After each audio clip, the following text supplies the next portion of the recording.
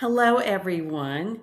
And you are viewing this program, I hope, on Monday, June the 15th, 2026.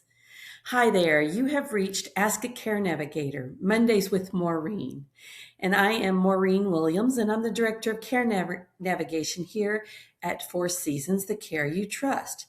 And we try to create this space on most Mondays to talk about issues associated with living well and aging well, and perhaps how Four Seasons may be of service. As always, if you have any questions or comments, you can drop them into the comments box from whichever platform you're viewing. You can call us, which is 866 466 9734, or you can go to our website. Lots of information there, which is fourseasonscare.org. Please spell out the number 4, and you can send inquiries to us. And I just finished talking with someone who had sent in a web inquiry just to me. So thank you very much. Now, we are so grateful to the Van Winkle Law Firm for serving as the title sponsor for Ask a Care Navigator, Mondays with Maureen. The Van Winkle Law Firm is one of the most well-established and well-respected law firms in North Carolina, serving individuals and families and businesses in matters of commercial, business, and estate planning matters. And they're happy to help you in all sorts of ways. You can reach Van Winkle Law at www.vwlawfirm.com to gather more information or to request a consultation. And they are wonderful community collaborators here. I'm very grateful for their support. Well, a couple of weeks ago, we talked about depression, a symptom and a clinical diagnosis. Last week, we talked about anger, kind of a symptom or a behavioral change. So I thought I'd keep that going in a little ways with the discussion of delirium. Delirium and depression and dementia frequently get mixed up in the same conversations, and they're very different, and yet there's some similarities that float through there. So let's talk about delirium, particularly if you're caring for older loved ones. Pay attention. If you notice any sudden change in a loved one's awareness, mood, attention, perception, and thinking, pay attention. Pay attention. Delirium is an altered state of consciousness, an altered thinking process. It's characterized by episodes of confusion, and this can develop over hours or days, but it generally comes on suddenly. It's a syndrome. Delirium is not a disease, it is a syndrome. It can affect people of all ages, but particularly older adults who are acutely ill. Acutely ill. You'll hear that word acute a lot in this conversation. Many different kinds of health conditions are associated with it, such as infection, like urinary tract infections, reactions to sedating medications, oxygen deprivation, and organ failure. None of those is good for anyone. It's particularly noticeable in older adults. A person with delirium may experience changes in the awareness of their surroundings, of where they are. They might seem out of it. Is any of this familiar? Or they might be lethargic or uninterested in their surroundings. Well, that may not seem too uncommon after an older person or anyone comes home from a hospital stay, but if that persists, pay attention. Pay attention. They may become confused, anxious, or see or hear things that aren't there. Their thinking and remembering are impaired. Is any of this ringing bells? They may become anxious, euphoric, or even fearful. Those are symptoms very similar to dementia and sometimes depression. You see how these go together.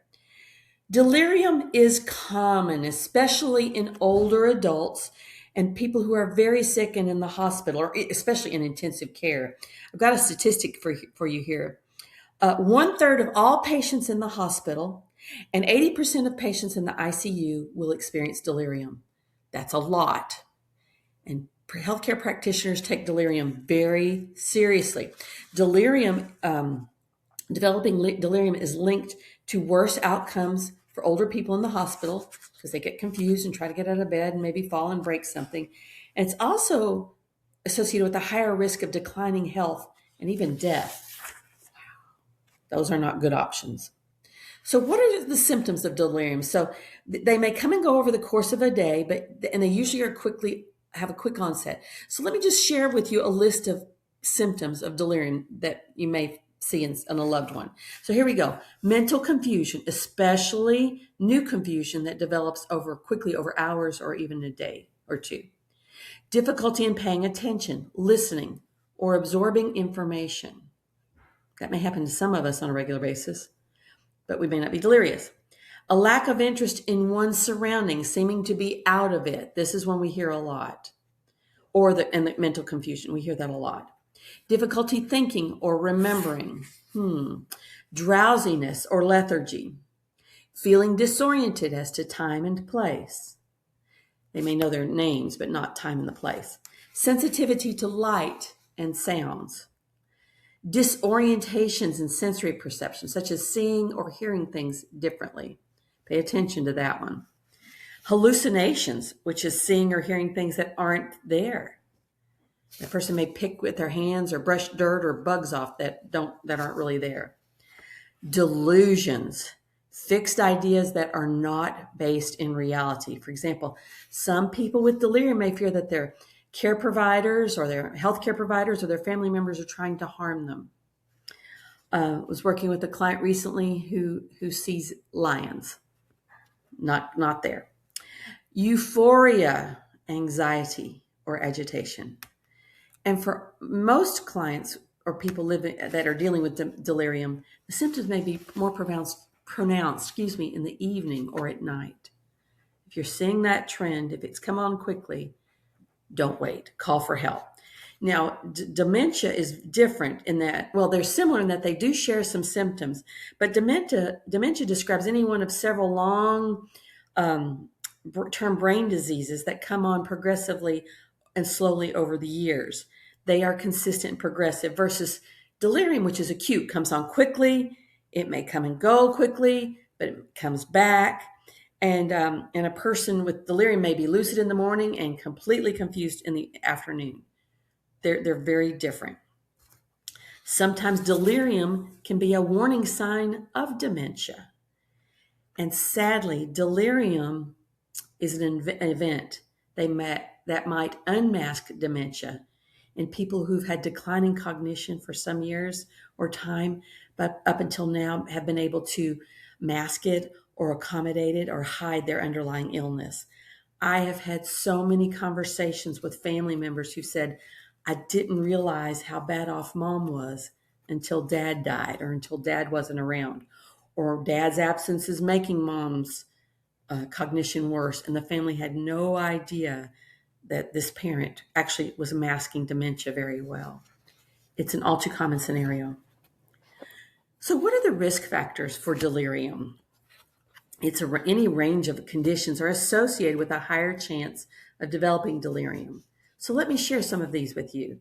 Being hospitalized, number one, this is a condition that, especially for older adults and especially for anyone in the intensive care unit, delirium is a high risk.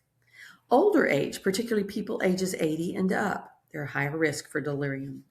Dehydration, huge one. We see it a lot in particularly assisted living and nursing communities. You know how they constantly bring around snacks and drinks. They're trying to prevent dehydration and the delirium that might come with it. Malnutrition, risk factor for delirium. Dementia, I just shared that. Parkinson's disease has a higher risk of delirium. Infections, including meningitis, sepsis, urinary tract infections, and even certain upper respiratory infections or pneumonia can place one at higher risk for delirium. Organ failure, that's a higher risk, not surprising. Difficulty hearing and seeing is a higher risk for delirium because you can't perceive your surroundings quite so well. Multiple medications with mental or emotional side effects. Many of those can put someone at a higher risk for delirium. A complex surgery with anesthesia, such as an open heart surgery, can put someone at higher risk for delirium. A hip fracture, sadly all too common, can put one at a higher risk for delirium. Drug intoxication or withdrawal, including alcohol withdrawal, can put someone at higher risk for delirium.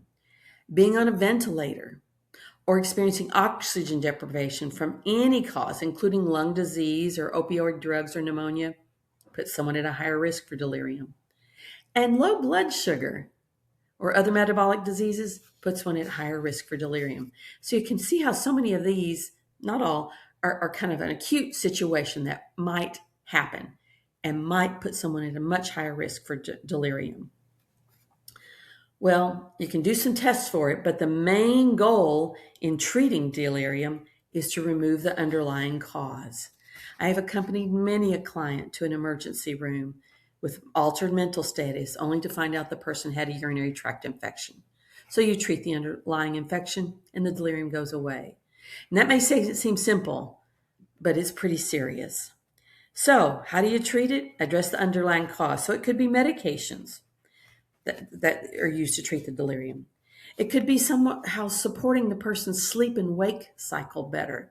Sleeplessness and sleep deprivation are contributors to delirium.